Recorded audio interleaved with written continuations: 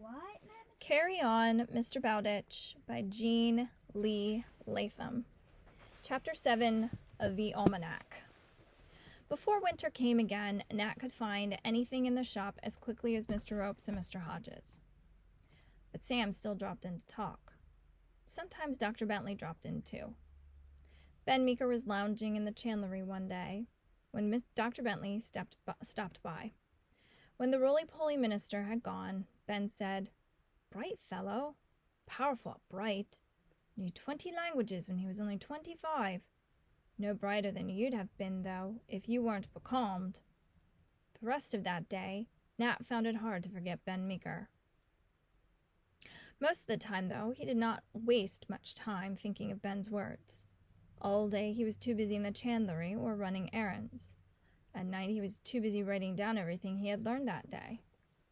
One day an errand took him to a long building called a rope walk. He watched the rope makers walking backwards as they twisted the fibers into yarn, the yarn into strands, and the strands into rope. The rope makers were proud of their work. "Most important thing on a ship," they said. "You can't sail a ship without cordage." That night, Nat started a notebook on everything about rope. Once an errand took him to a sail loft. He watched the sailmakers cutting heavy canvas into strips and sewing it back together again. "Makes the sails stronger," they said. "Most important thing on a ship, the sails. If it weren't for sails, how would you get anywhere?" Nat added more to his notebook, everything about sails. Another errand took him to Ruck's Creek, called Knocker's Hole, because all day you could hear the thump, thump, thump of the caulkers' mallets caulking the seams of the ship.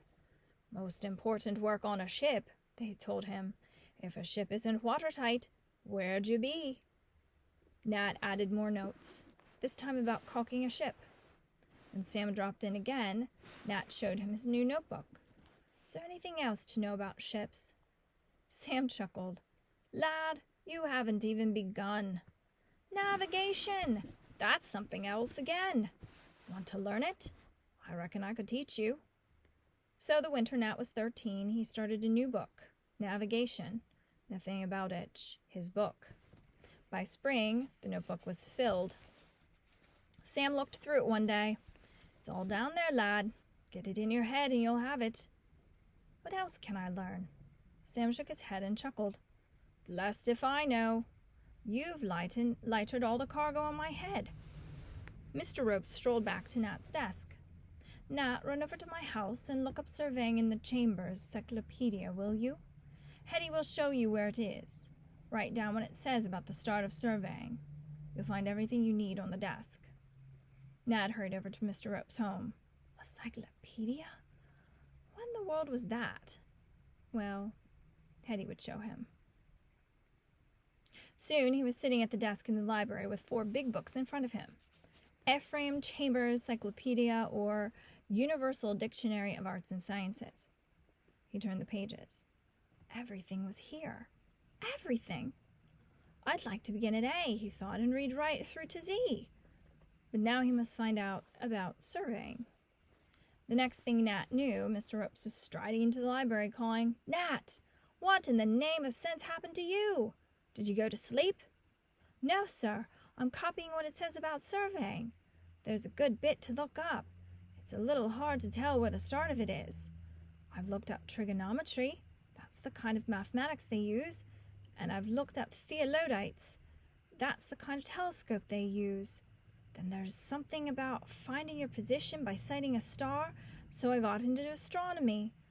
I can't tell yet where surveying stars starts, with astronomy, or trigonometry, or theodolite, or—" "Nat Bowditch!" Mr. Ropes threw himself in a chair and laughed until he wiped his eyes. "Where did it start? In what country? That's all I wanted to know. Give me that book a minute. See?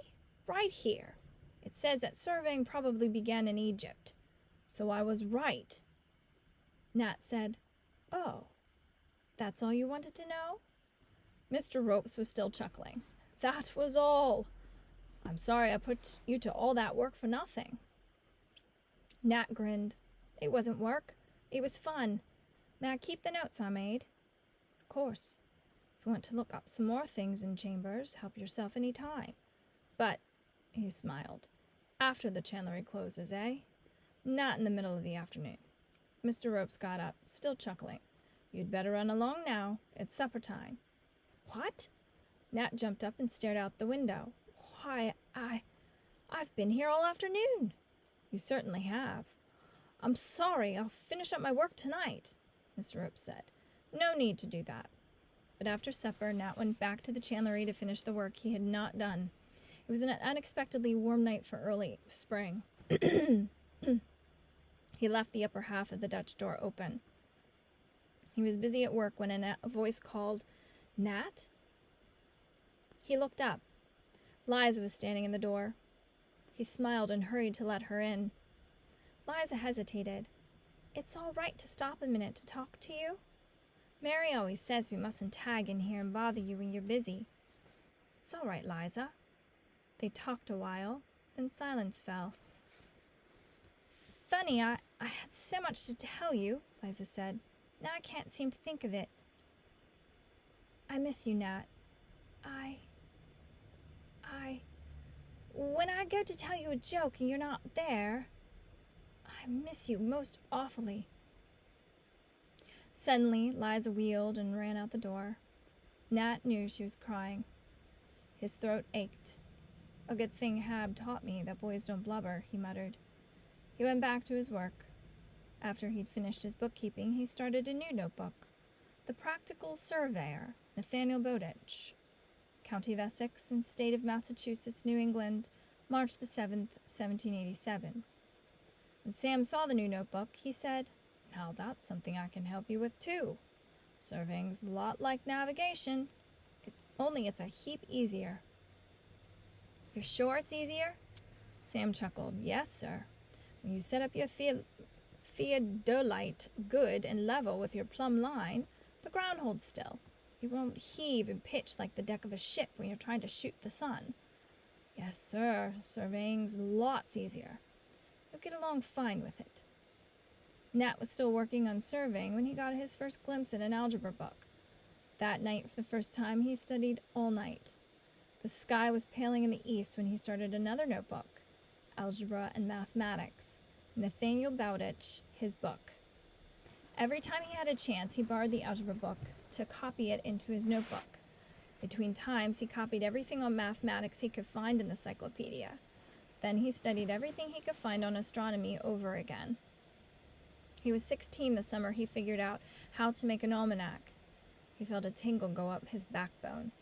Just to think, a man could sit right here and figure out when the moon would rise every night next month, or next year, or 10 years from now.